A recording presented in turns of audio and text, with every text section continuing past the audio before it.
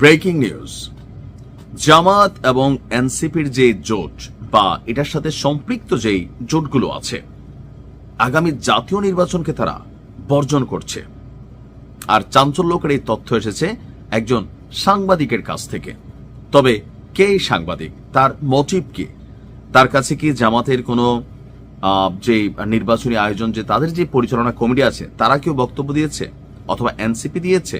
না, ডাক্তার জাহেদ নিজ থেকে মাঝে মাঝে পাগলের মতন প্রলাপ বকেন। চিনছে তো ডাক্তার জাহেদ রে, যে বাবরিওলা চুল, সাংবাদিক ইলিয়াস খাটখোট কাঁপাই দিছিল যেই জাহেদের এরকম লম্বা করে।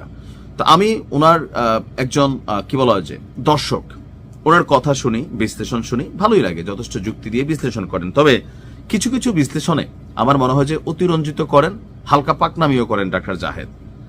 জামাত এবং এনসিপি জোট তারা নির্বাচন বর্জন করছে, জাহেদের কেন মনে হয়েছে? এখন বাবা তোমার মনে হয়েছে জাহেদ, এটা তোমার ভিতর রাখো। এখন তুমি যখন এটা পাবলিকলি এরকম জানাচ্ছ, তো মানুষ কি ভাবে?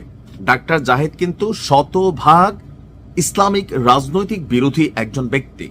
জামাতকে ৭১-এর রাজাকার ছাড়া আর কিচ্ছু মনে করে না।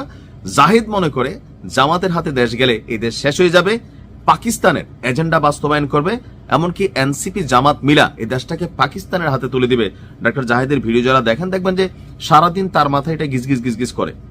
সাংবাদিক ইলিয়াস পিনাকির মাথায় গিজগিজ গিজগিজ করে যে এই দেশ ভারতের দখলে চলে যাবে, তারেক জিয়া ভারতের সাথে হাত মিলাই ফেলছেন। মানে ওনাদের বক্তব্য হচ্ছে এরকম, আর জাহিদের বক্তব্য হচ্ছে যেটা পাকিস্তান হয়ে যেতেছে।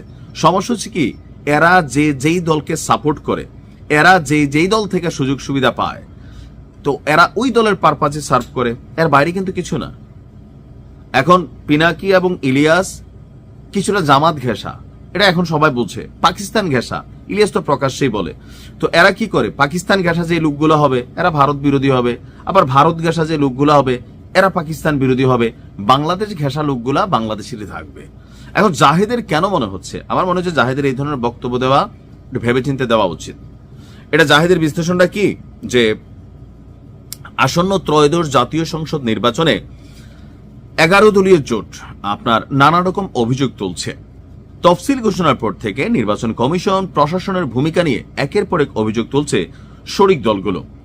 তো তার বক্তব্য যে এই প্রেক্ষাপটে প্রশ্ন উঠেছে, এই জোট কি শেষ পর্যন্ত নির্বাচন বর্জনের পথে হাঁটতে পারে? আমার মনে হয় না।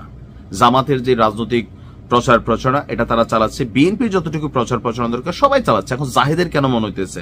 জাহেদ তো বিএনপির নীতি নির্ধারণী কমিটির কেউ না, সাংবাদিক। তো জাহেদের মনে হচ্ছে একাধিক সম্ভাবনা একবারে উড়িয়ে দেওয়া যায় না। কেন?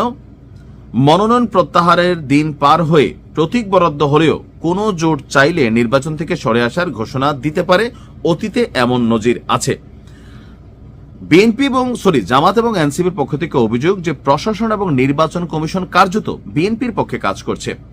এমনকি নির্বাচন কমিশন গিয়ে জামাত ইসলামের নায়েবে আমির ডাক্তার আব্দুল্লাহ মোহাম্মদ তাহের সাংবাদিকদেরকে বলছেন, কেউ কেউ প্রকাশ্যেই বলছেন তারেক রহমানকে ক্ষমতায় বসিয়ে দেওয়াই যখন এই সরকারের বা এই প্রশাসনের বা এই নির্বাচন কমিশনের মূল উদ্দেশ্য।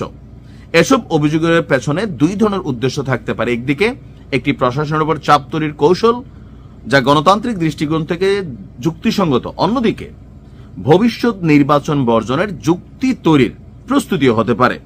যদি ধারাবাহিকভাবে বলা হয় লেভেল প্লেইং ফিল্ড নাই, তাহলে এক পর্যায়ে বলা সহজ হয় এই নির্বাচনে অংশ নেওয়ার কোনো অর্থ নেই। জাহেদের বক্তব্য যেগুলা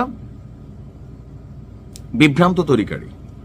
আমার মনে হয় না যে জামাত ৭১-এর পরে এত সুদিন জামাত কখনো দেখছে, আর এতটুকু প্রশাসন সিস্টেম তার পক্ষে পাইছে, বা এতটুকু জামাতের পক্ষে জনমত তৈরি হয়েছে যতটুকু হয়েছে। এই সিস্টেমটা বা এই সুযোগটা জামাত এটার কাজে না লাগে কি করবে? ডক্টর ইউনূসের ক্ষমতায় বসে রাখবে? জামাত তো পাগল তো না। আর এনসিপির কি, আর তো কোনো রাজনৈতিক ব্যাকগ্রাউন্ড নাই। আর এইবার নির্বাচনেও এনসিপির যতটুকু এখনো 2-10% ভোট আছে, 2-10টা ভোট আছে, এইটাও যত দিন যাবে এদের কমবে, কারণ এদের কর্মকাণ্ড বিতর্কিত। দুই একটা ছেলে ছাড়া, হাসনাত আব্দুল্লাহ এবং ধরেন তাসনিম যারা ছাড়া বাকি যা আছে এখানে সবগুলো বিতর্কিত। তো আপনি হাসনাত আব্দুল্লাহ নিয়ে টুকটাক বিতর্ক আছে, কিন্তু তো সবকিছু মিলিয়ে জামাত এবং এনসিপি এই নির্বাচন বর্জন করবে কোনোভাবে মনে হয় না।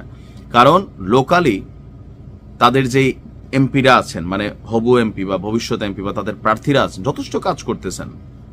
অফিস টফিস তৈরি করা হয়েছে, মুভমেন্ট আছে, গ্রামে গ্রামে চলতেছে, তো নির্বাচন যদি নাই করবে এগুলো কি আইওয়াস? তাহলে জাহেদ বড় বিশ্লেষক, জামাতের ভেতর থেকে তার কাছে তথ্য আসে সম্ভবত, সেটা জাহেদ ভালো বলতে পারে। বাট আমার কাছে মনে হয় না এটা বিভ্রান্ত ছড়ানো ছাড়া আর কোনো কিছু। ভালো থাকুন।